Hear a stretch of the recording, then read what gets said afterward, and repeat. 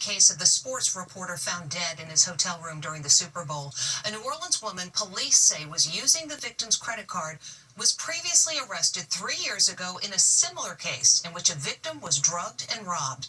That man is outraged that the culprit wasn't put behind bars. He told Stephen Fabian that the judge in this case has blood on her hands. TV sports reporter Aidan Manzano was in New Orleans to cover the Super Bowl. He reported live from opening night, interviewing Patrick Mahomes and Travis Kelce, but he never made it to the big game. The Telemundo Kansas City anchor was found dead in his hotel room 2 days after filing this report. Patrick Mahomes not great. Police say he was a victim of the so-called Bourbon Street hustler, Danette Colbert, who has a long criminal record for drugging unsuspecting men in the French Quarter and robbing them. She did drug men and then steal their property. So this kind of fits her MO. She's a threat to any unsuspecting victim out in the streets. Colbert was caught on surveillance video with Manzano in the lobby of his hotel and waiting for an elevator.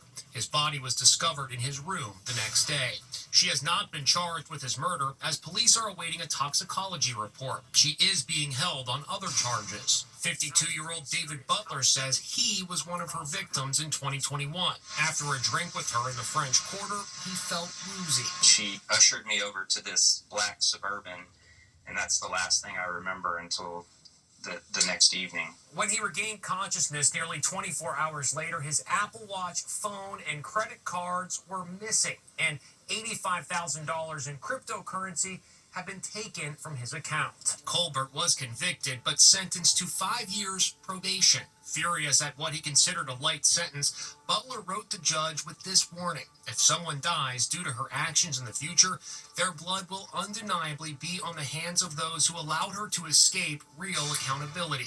What was your reaction when you learned she was suspected in this reporter's death in New Orleans? It made me sick to my stomach. Now he's asking other men who believe they were victims of the Bourbon Street hustler to come forward. People like Danette Colbert, they want us to hide in the shadows, and that's what helps them continue to commit the crimes that they commit.